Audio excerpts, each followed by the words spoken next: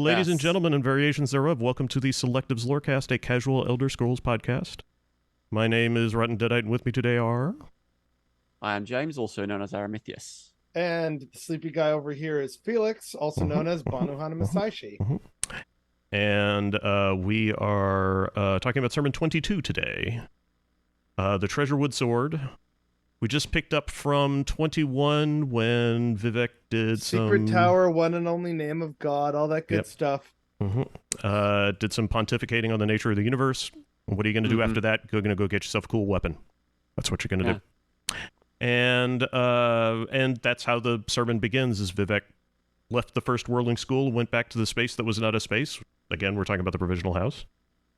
From the provisional house, he looked out into the middle world to find the second monster, which is, by the way, a lot, if not all, of the children hunting sermons are going to start like this. There's like a repeating pattern.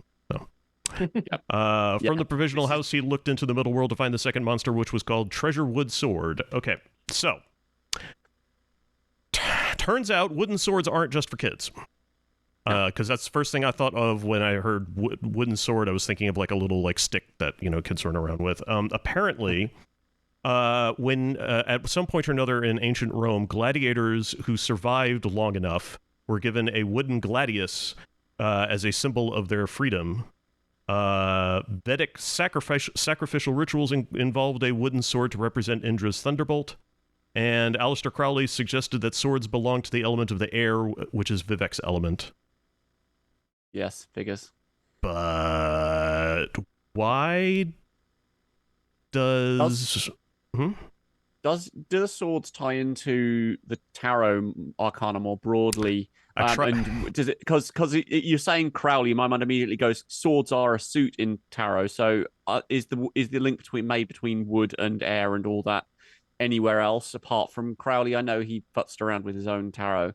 Yeah, I'm curious as to whether it went anywhere else. I tried very hard to find a connection. I don't recall if I actually made a really good one or not. Okay. Because if I recall correctly, the fit wasn't like perfect.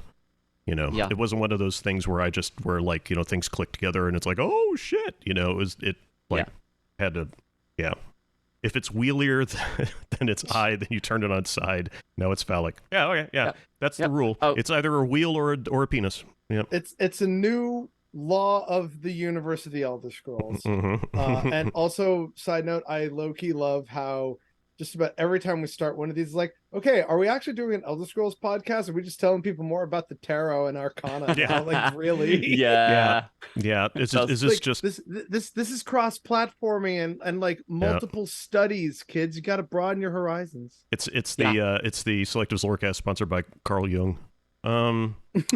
Multidisciplinary, interdisciplinary stuff. I've got an interdisciplinary masters. That's my excuse. There you go. You can finally use this Skyrim Tarot deck. Did they actually make the whole deck, Draylin, or is it just the Major Arcana? It was the entire deck. I'm kind of wondering what they used for some of the cards. Like the princes and everything. It's the whole deck? Oh, wow. Where's this? Yeah, this might be kind of fun to get and try. Give me a link in chat, please. Give it to me now. But then again, whether Dralian is actually pulling our legs or not is altogether another matter. Well. Oh no, we've been bamboozled again. Probably. Young Aid, we promise that it's just juice. It's what plants crave. Within years of the pomegranate banquet, it had become a lessening tune to the lower Velothi houses. So lessening tune is an instructional song. It's sort of like how we sing our ABCs. There it is. Insighted.com. Delay of game while I Google things. While he's dealing with that, there was also that notion of a lessening song and the ABCs. I don't know how many people listening or in chat as we're streaming right now or in the future will know this, but the tune for the alphabet song is the same as Twinkle Twinkle Little Star. Yeah, okay. I know you guys know, but I know that not everyone knows this. So sometimes I'm hoping that there's still going to be one or two people either in chat or watching this on YouTube at some point in the future who are like, wait, what? And then they start singing to themselves and then they realize. Yep. Oh my God, I never made the connection before. Mother of God! It's always been there.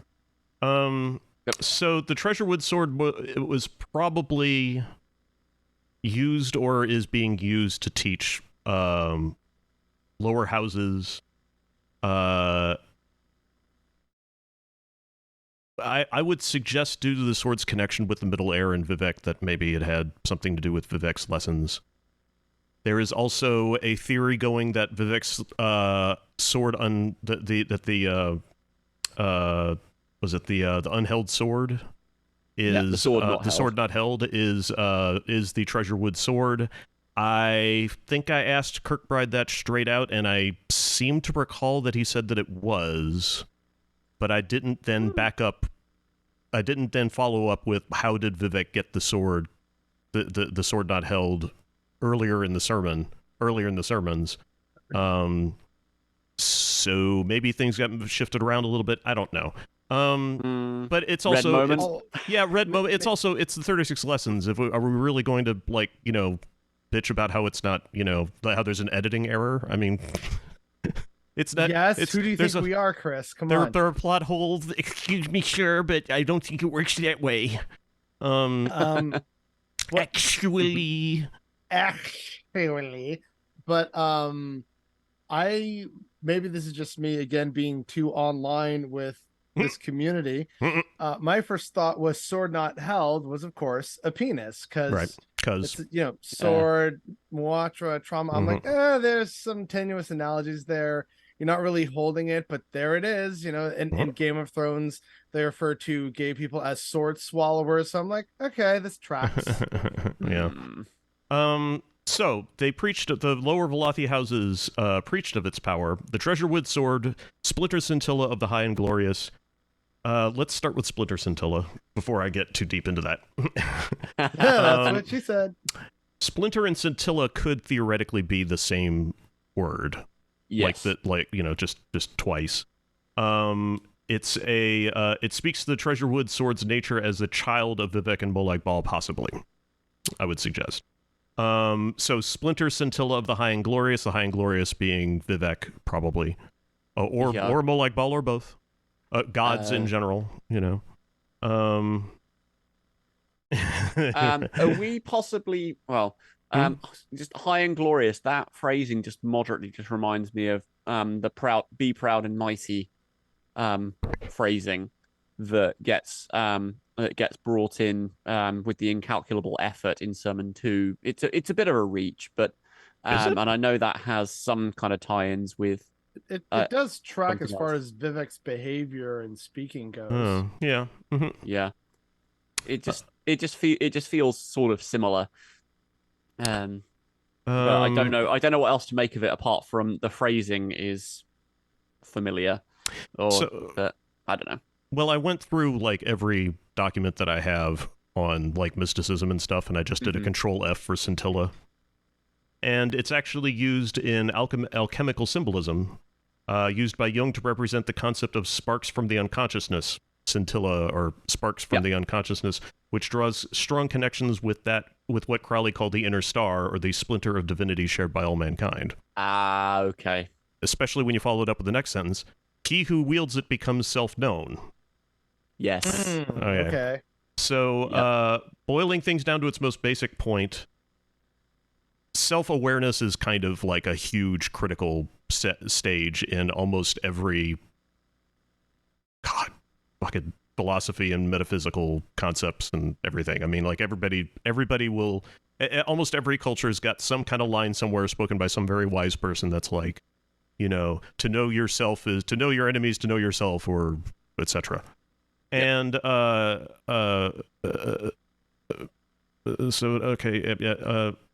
there's the development of the intellectual faculty that is capable of discerning what is you and what is not you.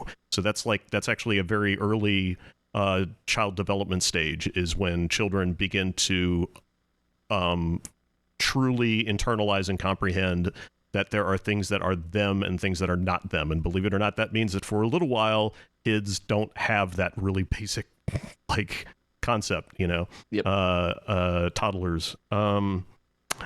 In a way, it can be said that the ability to understand the concept of the self is to first comprehend the existence of the external.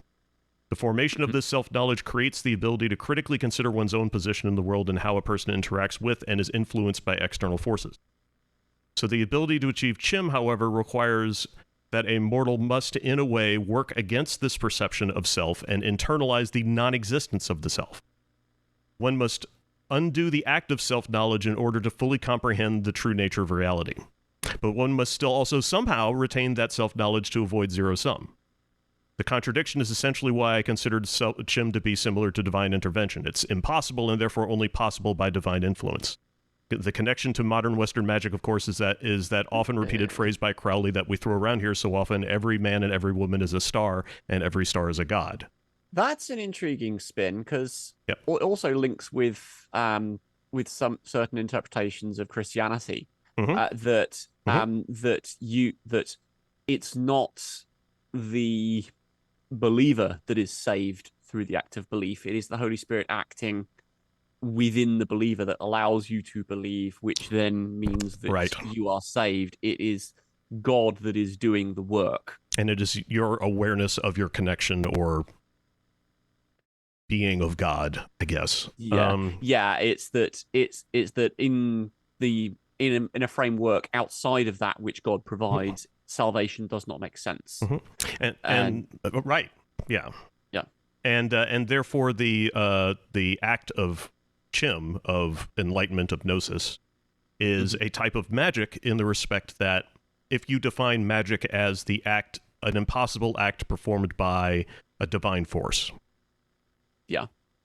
So our ability to perform true magic depends on our ability to commune with the scintilla of God inside of us. The Treasurewood Sword assists this goal by first providing the first step in this metaphysical evolution by allowing the wielder to fully comprehend their self. Once the self is comprehended, it can be removed, slicing with the sword. It can be removed, providing unlimited access to our own star. Okay, so kind of Chim on demand. Yeah, a little bit. Yeah.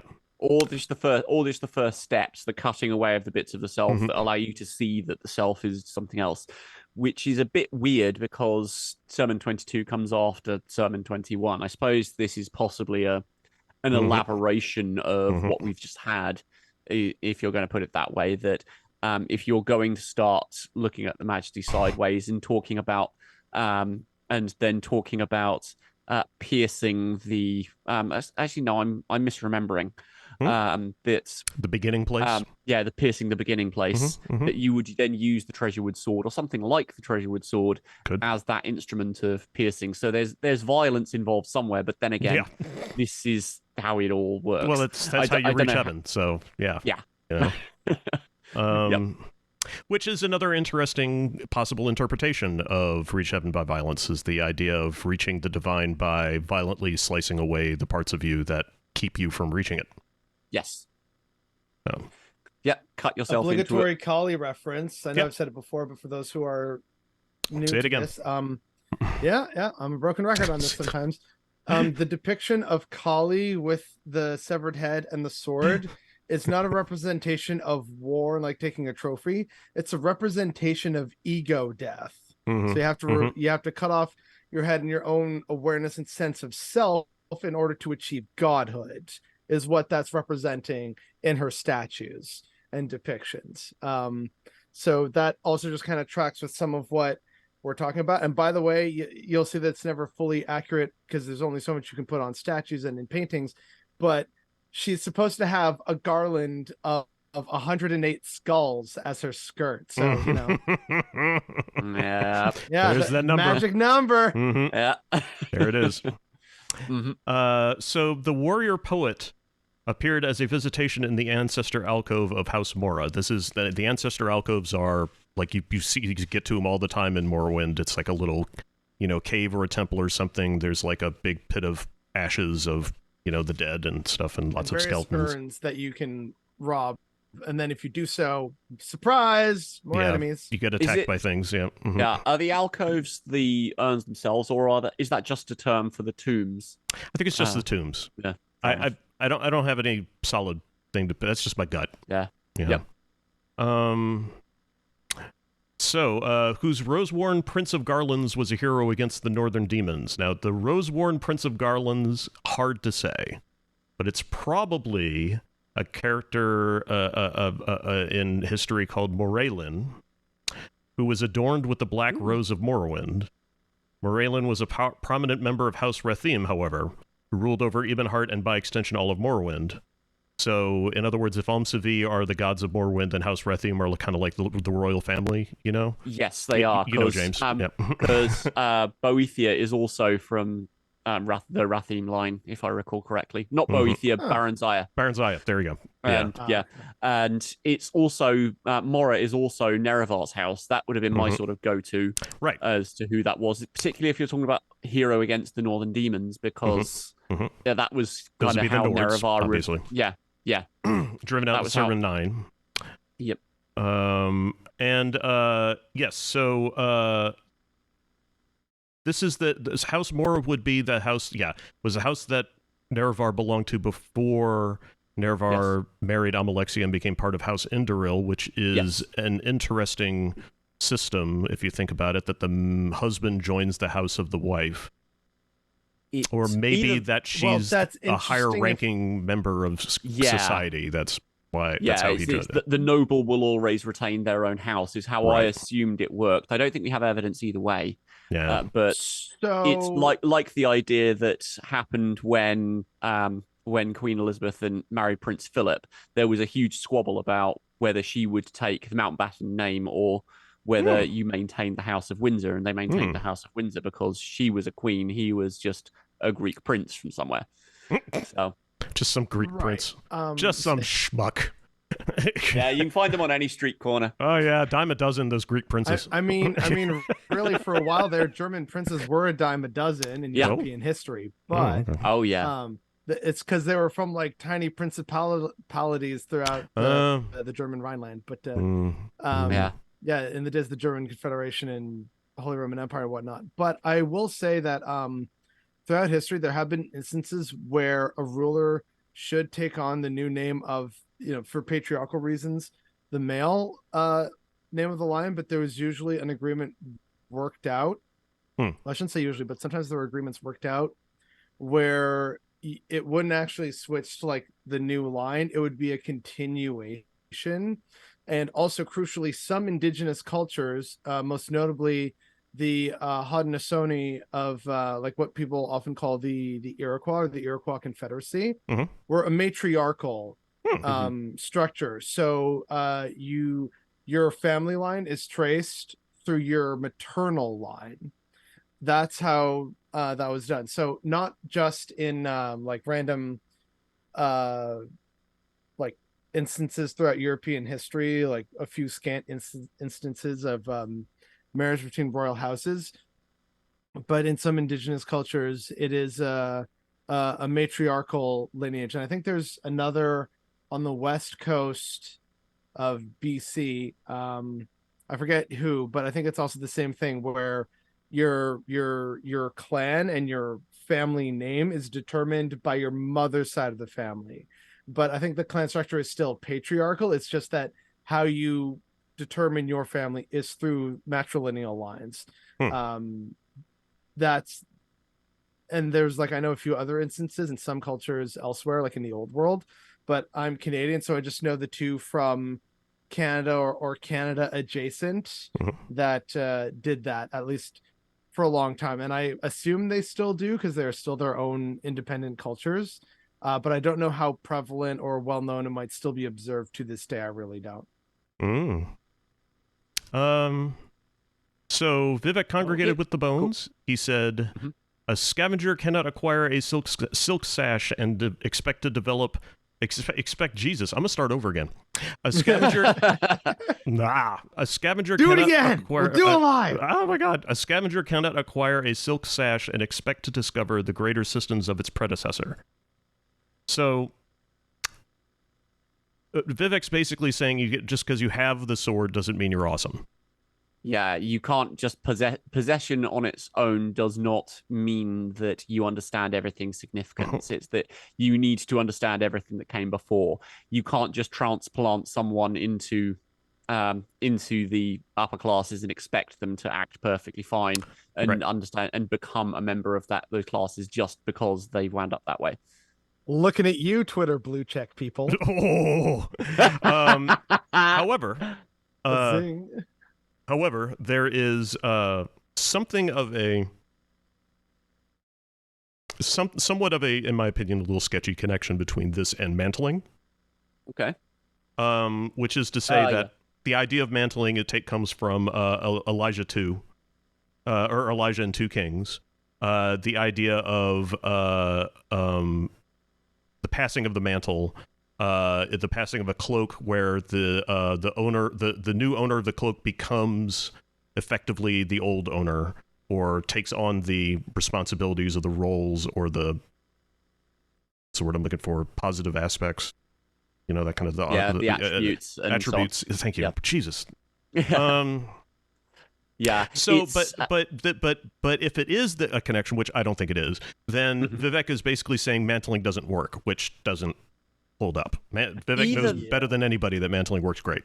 So either that, or it's a case of that you don't become a perfect copy of what came before.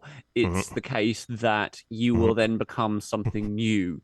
It's that you won't get you won't get the same performance, you won't get the same thing out of a new actor. I always think of mantling as explaining how James Bond works, because there's a new actor every so often, and they're all James Bond, but they're also all different.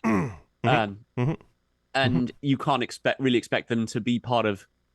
Well, you can't really expect them to be part of the same continuity in a way, because this sort of a thing is saying that you cannot have everything just as it was previously. And in the same way that, particularly so with Talos, they were mantling convention. I mean, that's a funky enough thing to do in and of itself. It's an event rather than a person. But they weren't just another version of Locan. And not the same thing. Might be similar, but not the same thing. Yeah. You can't you can argue that mantling perhaps doesn't quite work that way, because after the end of the Elder Scrolls 4, as far as we can tell, Sheogorath is much the same as he ever was.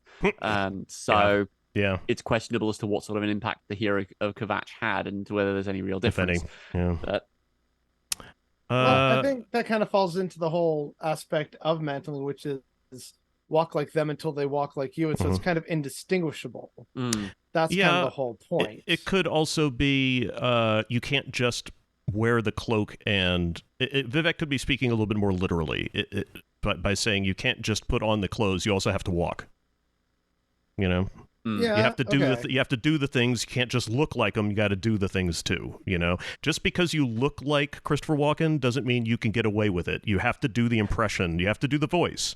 You have to pause in the weird places and stuff. Yeah. So twinkle, little star. So perfect happiness is embraced only by the weeping. This is we've done this before. Weeping is probably Vivek talking about the Altmer.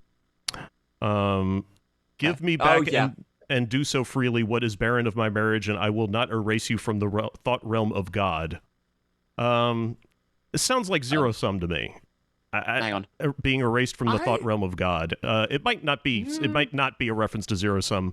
It might just be Vivek talking that shit. But I mean, I don't know. No, I think it's not either of those things for me. When I hear that, it's a similar notion that's been explored, not just in some of my Elder Scrolls writings, but I know Michael Ziegler has touched on it a bit, and how it relates to memory, which to me is kind of just reinforced later on in this sermon, which we'll get to, about the drowned lamp.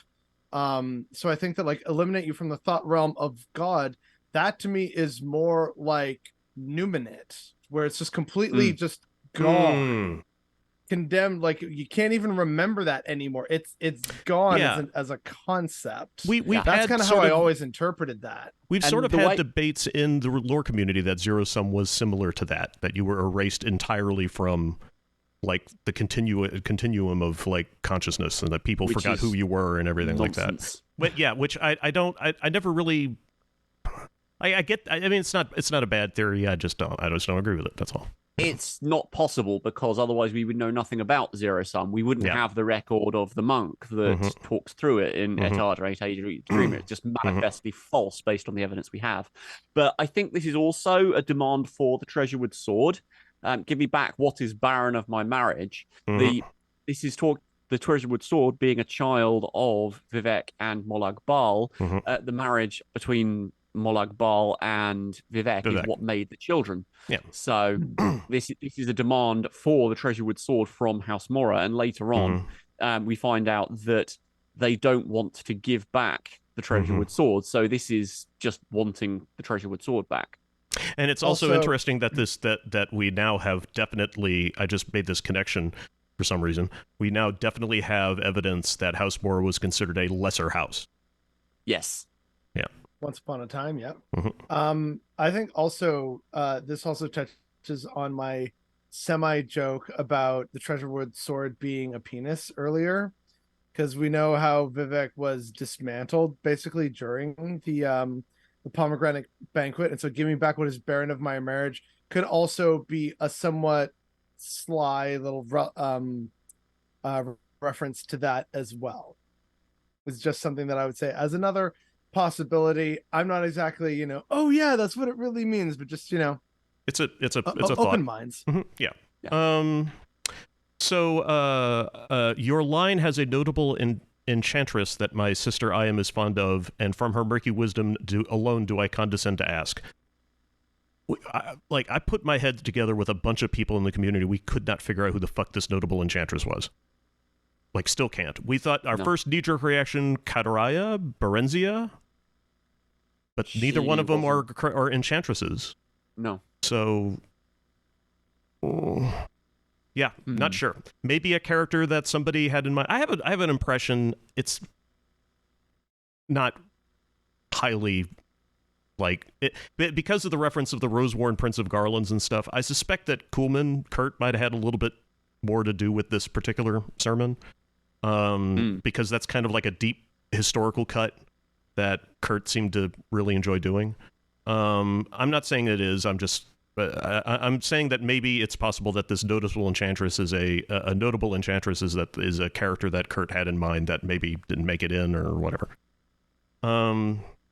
So a bone walker emerged from a wall. Everybody knows what a bone walker is, right? They're the sons of bitches who one-shot your ass when you're under level 10. And I hated those so much. Really creepy model. The sounds they made. Oh, it's the worst. Yes. Oh God, I remember first time going into an ancestral tomb, thinking, "Oh hey, I'm gonna have fun with this game," and Mora was like, "Bitch, you thought." Yeah. And they're like, "Yeah, just go into an ancestral tomb." I just hear, it just nearly one shots me. I leave the tomb shaking on my computer, "Oh God, what the fuck was that?" I have to never go into one of those ever again. No. Some asshole gives me a quest to go into an ancestral tomb, and I'm like, I'm not fucking going into one of those. I went into one of those once. I'm never going into another one ever again.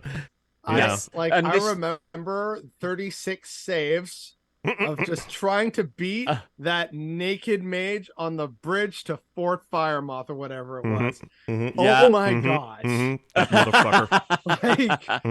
That game, the memes are accurate, folks. When it's it's when you're level 3 and trying to kill a mud crab and more what is this place? I know that's basically what it's like. It's when walk into a creek, you're killed by slaughterfish in 30 seconds. No, you just I just made a point of never going near that bridge until I was about level 15 or so. At which point I just took it at a sprint and just close that distance. Basically just hit him with everything I could from a distance. Yeah, if you can get your claws on him, there's nothing. He's got no answer to that shit. Yeah. I tried to lure him back to the fort and be like, "Here, quick, see, he's attacking me, an innocent civilian. Do something." And all the Gourds of Morrowind are like, "You actually expect us to do something?" That's cute. I'm not touching that. They didn't for NPCs. That only worked for beasts. That only works for wild animals. I don't know why, but they will kill wild animals, but they won't kill NPCs. Interesting. It's got to be a membership being thing. Attacked by sleepers, and a Morag Tong assassin in the streets of Balmora during one of my playthroughs, and there's like two Halu guards with torches just looking on like, could you keep it down, please, sir? And it's just like, it all looks perfectly legal to me. He probably had it coming to him. Yeah. God. Anyway, the sermon. My bad. I just had to. We just get triggered by a bad Morrowind memory here, but yeah. But no, the Bone Walker is the enchantress, as far as I'm concerned. Oh, you think so? It had 3 precious stones set in its lower jaw, a magical practice of old.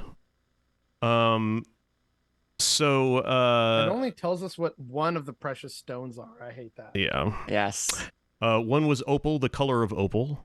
The Bone Walker bowed to the Prince of Middle Air and said, okay, so the phrasing is strange here. It's insisting that the stone is opal, but also the color of opal. Or is it saying that it is not opal, but instead it is just the color of opal?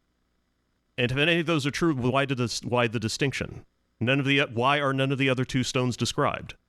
The significance of opal in real-world culture is also unclear. Opals can represent misfortune, faithful love, or act as a talisman of thieves, depending on who you ask, and while all of those might smell like they might be relevant, after further research, none of them carry a firm metaphysical connection that I feel comfortable with. So I was not able to figure this out. No. Being utterly random, is there any particular Australian association with opals? Because I know they've got quite large opal mines down there. Oh, not opal, opium. okay. Opal mines. Does it have do opals have particular significance there? Because that's where most of today of the opals in the world now come from. I'm just wondering if that was anything particularly significant compared to. I didn't find anything. Well, okay, so but it was years ago. So I know a few things about this. Only because some like friends of the family, because my mom's side of the family did like a lot of textile work for a long time, and they also worked with jewelers sometimes. So I know not a lot, so don't take as what I'm saying as gospel, but there are a few things that I know about opal. And there's 2 kinds of opal that you need to be aware of. There's common opal and precious opal. The precious opal is the one that's like more prized for jewels and whatnot, and more common opal is stuff that you could have as like a table decoration or a paperweight or something like that. I don't know about any particular like things about opal other than the Indian word for it, and so they suspect it's either like the root of opal comes from Indian or Greek. In Sanskrit it's upala, and in Greek it's opalios. So which came first doesn't really matter. But at least in Sanskrit, the word upala just means jewel. So like and I forget what the Greek one means, but I know it has something to do with color, which is part of why opals were prized, was because of like the seemingly color changing properties when you like move it around and you see like the change in light and how it shimmers and whatnot. So that could be part of the significance that might be imparted onto the Elder Scrolls aspect of representing beauty and change. Maybe that's just some of the limited stuff that I know about opal. Well, the opal comes into play later in this sermon. So, the Bone Walker bowed to the Prince of Middle Air and said, "The Treasurewood sword will not leave our house. Bargains were made with the Black Hands Mephala, the Greater Shade." In other words, your predecessor, who's cooler than you. Yeah. Great way Don't to make piss me call Vivek your off. manager. Yeah, exactly. Vivek kissed the first precious stone and said, "Animal picture, rude walker, go back to the lamp that stays in water and store no more messages of useless noise. Down." And this is Vivek. Drowned lamp. Yeah, this is the drowned lamp thing again. He kissed the second precious stone and said, "Proud residue soon dispersed. Serve no guarantees made in my foreimage, and demand nothing of its underskin. I am Master Evermore. Down." I'm better than Mephala. Yeah, I'm bigger shit. Then he kissed the opal and said, "Down I take thee." Why? Why? What is that? What? Why? I don't get it. I don't get it. That's it. I don't get it. No. That's the problem with these sermons sometimes. Yeah. Mm-hmm. Yep. Sometimes you you just want to slide into Kirk Pride's DMs with like a screenshot and be like, "The fuck is this?" WTF? Like, really? Question mark. Yeah. Yeah. So, and then Vivek withdrew into the hidden places and found the darkest mothers of the Morag Tong, taking them all to wife and filling them with undusted loyalty that tasted of summer salt. That's semen. Yes, and the Darkest Mothers are potentially. This goes to one of the potential origin stories of the Dark Brotherhood that claims that Night Mother was a rank within the Morag Tong. Mm-hmm. I don't think we've seen it anywhere actually confirmed that is the case outside of that story. Mm-hmm. Because we don't ever come across any Night Mothers in the Tong organizations that we've seen. Right. But where do we I think what it's. James? Sorry? Where do we find Night Mothers? We find them in the Dark Brotherhood. Yes, we do. They became as black queens, screaming live with 100 murderous sons, 1,000 murderous arms, and 100,000 murderous hands. One vast moving event of thrusting kill laughter in alleys, places, workshops, cities, and secret halls. Their all murder all the time. All movement all irrelevant. day. Their movements among the holdings of the Rathim were as rippled endings, heaving between times, with all fates leading to swallowed knives, murder as moaning, God's holy rape erasure of wet death. So everybody got fucked to death. That's what happened. Everybody got fucked to death. So welcome to the sermons, everybody. Well, this is God. This is why I drink. This is Mephala, the Daedric Prince of Sex and Murder. So this is how Mephala gets down, basically. It's Vivek basically proving that Z can get down the same way Mephala does. All right. I have several questions. The first one being what? Yeah. Let's take it apart here. So yes. The Black Queens. I have a note here under Black Queens that says, we can assume this and the next line describes the Morag Tong assassinating the Rathim clan. But is it murder or is it conversion? We know that the Dark Brotherhood originates as a splinter of the Morag Tong. So did we just witness the creation of the Dark Brotherhood? Does that make Vivek the Night Mother? Or is this just, I'm sorry, there's someone at the door. Never mind, Vivek is not the Night Mother. Put that thought out of your head before somebody pulls it out. So yeah, basically, I mean, there's not really any evidence to support this idea. Not really. There's if you squint real hard, you can kind of make the connection I'm about to make. But then anybody who knows anything about anything can come back with a lot of hard evidence against it. But my theory in my head that I have is that Vivek here is at least claiming or possibly telling you how he created the Dark Brotherhood out of the Morag Tong. Now, the Dark Brotherhood did spin out of the Morag Tong, according to most people, including the Dark Brotherhood, because the Dark Brotherhood thought that the Morag Tong were sort of like selling out, kind of like they were becoming corporate and turning the holy act of murder into like a monetary transaction. And if you play through Lalu, I think, in Morrowind, I think you actually interact with the Morag Tong in a very business-like manner.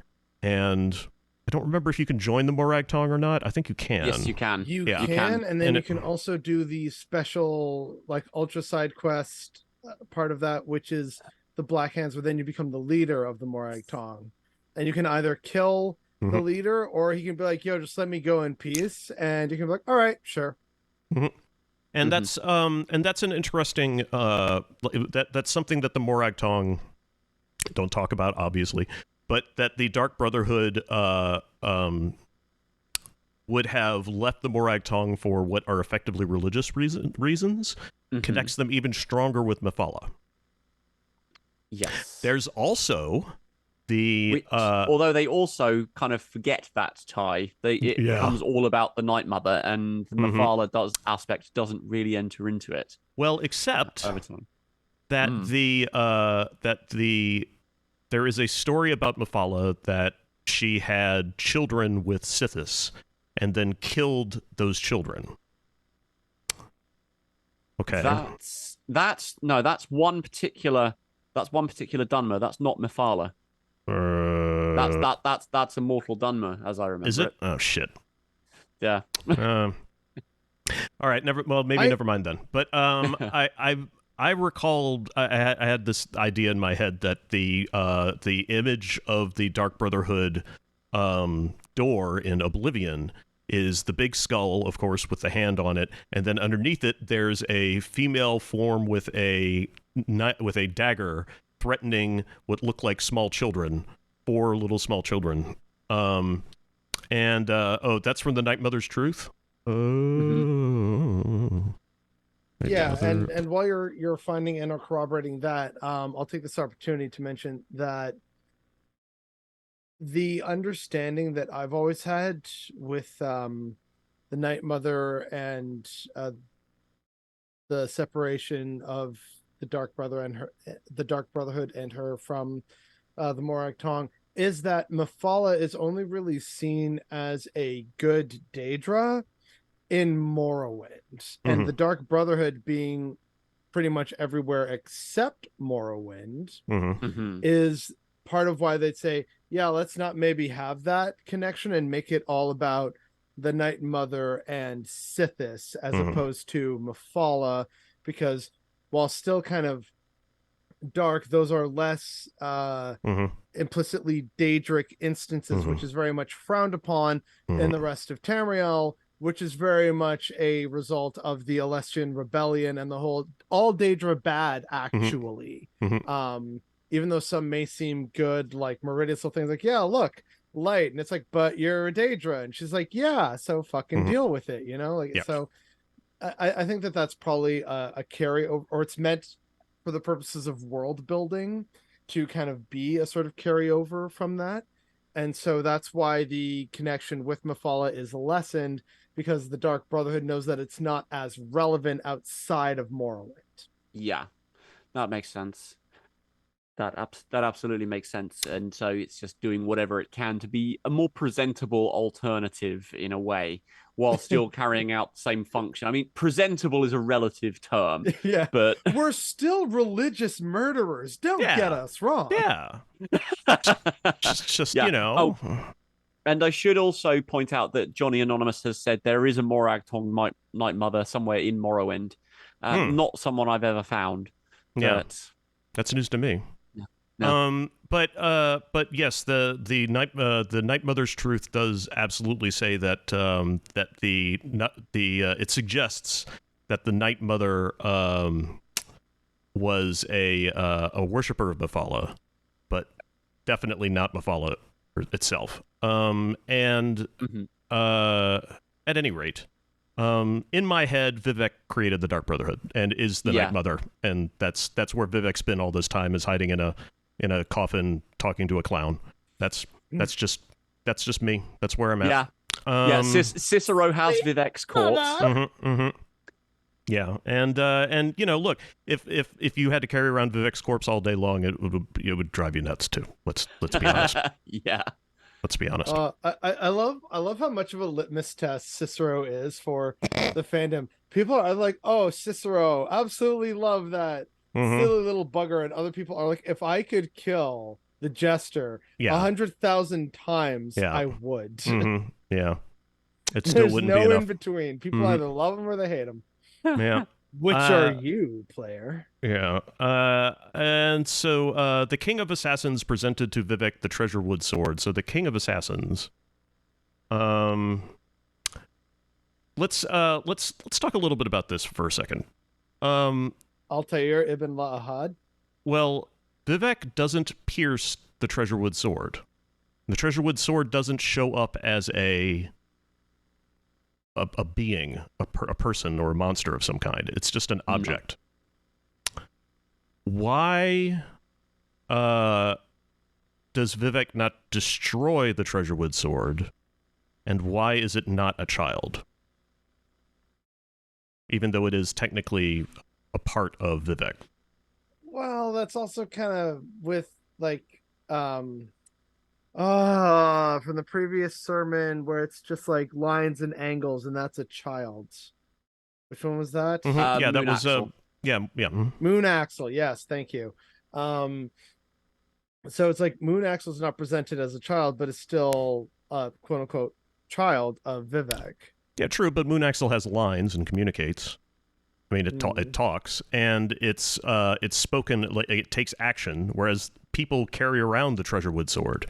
It's something that the Rathim houses were, you know, it's what they were using. Yeah, it's a thing. It's an interesting, like, it's something to think about. I don't have an answer for that. I think it might be because the Treasurewood sword was an object or a key sort of to the lock of self-awareness. But it's something I still knock around every once in a while when I'm walking my dog and I'm trying to find something to think about. Well, it's as one does. It's similar to the idea of Vivek defeating the first monster by writing Here Book of Hours. So it's not because that one isn't taken down with violence either. True.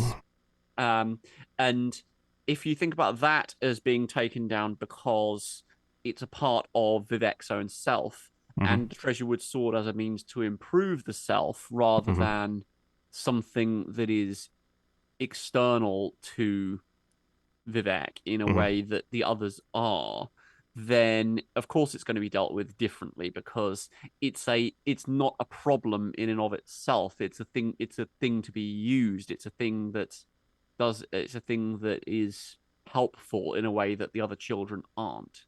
I again refer to my previous implication of the Treasurewood sword being a penis. Okay. But do we have any ties? We can sort of work with that. Maybe, but it doesn't. Muatra doesn't get brought up, so I'm not sure.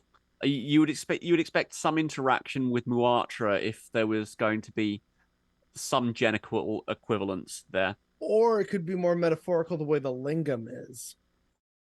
We can fix it in post. Yeah. Maybe Baka. It's less living penis than At any rate, something for you guys to think about. You know, a little bit of candy. Yeah. Malud, the king of assassins, said, "The Prince of House Mora is now fond of you as well." Prince of House Mora,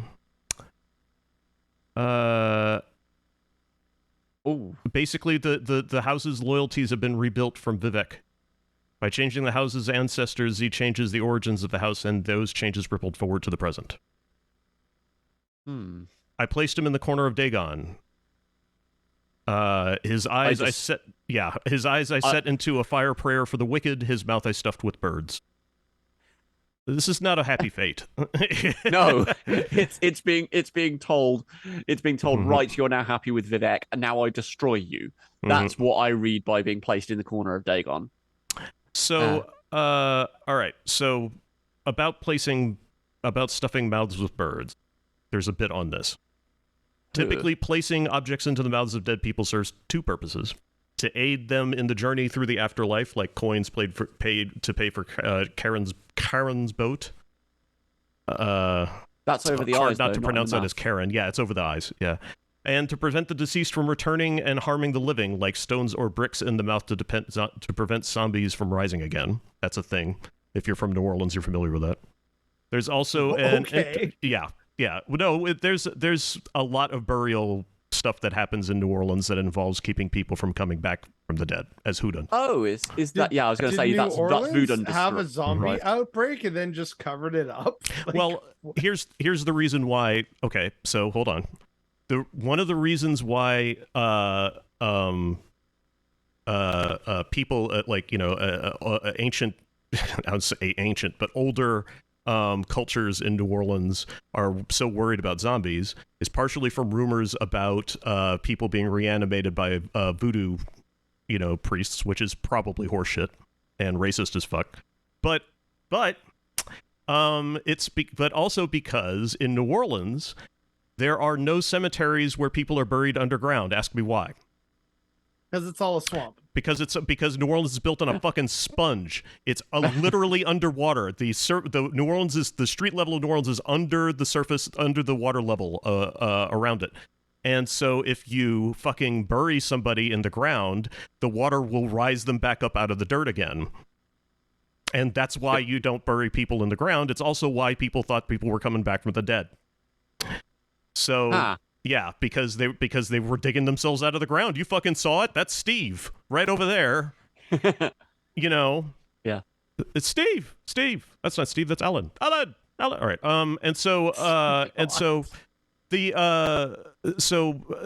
They started doing things to try to keep people from coming back from the dead, which included things like lining their clothes and pockets with heavy metals and stone and etc. to make them heavy so they couldn't crawl back out of the ground again. What did this also do? Made them so heavy that they didn't rise up out of the ground when the water level came up. Yep. It worked. Huzzah, we stopped the zombies. We can do it again. Yeah. And so anyway, there's also an interesting play by Carol Churchill and David Land called A Mouthful of Birds, which deals heavily with themes of possession, madness, and female violence. A quote from the play seems relevant. I can find no rest. My head is filled with horrible images. I can't say I actually see them. It's more that I feel them. It seems that my mouth is full of birds when I crunch between my teeth. Their feathers, their blood, and broken bones are choking me. I carry on my work as a secretary. Wow. Okay. It was funnier if I took it out of context. All right. So there's a whole fucking essay by a woman called Laura Nutton that talks specifically about this passage. And part of that essay is this very potential for change, however, also signifies the potential for limitless chaos and/or danger, and paradoxically challenges the concept of revolution by madness at the same time that it seems to affirm it. Indeed, not all of the characters find themselves in more desirable positions than those in which they began. Doreen, in particular, I don't know who Doreen is. Consider her initial reaction to possession. Clearly, Doreen is not feeling emancipated or free from constraint, but rather miserable and diseased. And though it could be argued that such discomfort is simply the price one must pay for transformation and revolution, Doreen's position at the end of the play suggests that she has made no progress whatsoever. Not only has Doreen reassumed her old job, but she feels suffocated, stifled. Significantly, birds, common symbols of flight and liberty, are what smother her, intimating that signs of freedom, including madness, may not always be what they seem. So the fate of Morelaine, who refused to acknowledge Vivek's sovereignty and insulted her by inferring that she was inferior to her anticipation, is to have his eyes turned into a prayer for the wicked, to suffer in Dagon's corner, and to be driven to madness by a symbol of freedom. Okay. Yeah, that's good. Mm-hmm. That's very Vecchian. Yeah. Yeah. Mm-hmm. That's very good. And I think Drayling got bingo. Yes. Hey! Mm-hmm. Welcome to the Bingo Boys Club. Yes. So I kind of tried to summarize Sermon 22 by saying that historical events, it's explaining historical events through the lens of Vivek's godhood, which a lot of parts of the 36 lessons are like that. It's bits of Vivek trying to take credit for or just simply explaining the history of Morrowind as though he was directly, responsible for it. Yeah, it's recontextualizing everything to make sure that Vivek is at the center of causality for everything. Which, in a sense, Vivek wrote this. Yeah. Mm-hmm. If you think in terms of Chim as you are the world or you are the universe, in a way, you are kind of responsible for everything. Yeah. Mm-hmm. And and if you're not responsible for it, you're certainly responsible for your interpretation of it, which is which has to do with your perception of things. And if perception is reality, then again, it's all a bunch of chemical reactions in your brain. That's ultimately all reality is. And unfortunately, we have no direct control over those chemicals, which is why we are always permanently unable to accurately view reality without colorizing it with emotion and memory and trauma The conversion of House Rathim into House Hlalu. By the way, that's what happened to House Rathim. Yep. Incidentally, is that it got turned into House Hlalu. Is not a problem. It didn't get turned into. It was absorbed. It was absorbed. Into. Yeah. The conversion of House Rathim into House Hlalu is not prominent in a Morrowind player's mind, considering the event is not very relevant to the game's story. But a more interesting question left unanswered is why Vivek felt it was necessary to explain her role in an event that is mostly the domain of mortals and not actually relevant to enlightenment or the education of Nerevar or even the Nerevarine for that matter. However, in the next sermon, it will expand on the legend of Vivek's treasure wood sword with the Sermon of the Sword, a meditation on the second walking way and the usefulness and application of warfare. So when we get to Sermon 23, we're going to back up and talk a little bit about Sermon 22 again and try to figure out how Sermon 23 evolves out of Sermon 22. So how do the events of Sermon 22 create the situation that allows Sermon 23 to exist? It's Vivek's mighty flying circus. Okay. Interesting that a member of House Hlalu is the leader of the Morag Tong, though. Or do they mean the Kimona Tong? No. The leader of the Morag Tong in Morrowind is Eno Halalu, if I remember correctly. That's. Please tell me you just looked that up. You don't have that. You have that name on the tip of your tongue. You fucking psycho. Much. Jesus. No, Eno Halalu is the Grand Master of the Morag Tong. Yeah. All right. Wow. Okay. Yeah. Good game. He's the guy who can do the Black Hands of Mephala quest for. All right. Respect. Yep. Yeah. Well done. Okay. One of those little details. Fucking hell. Jesus, that's impressive. Okay, so Look at us go, eh? Yeah. So Sermon 23 is we're not going to do it today, but Sermon 23 is probably, weirdly enough, one of the easier sermons to do.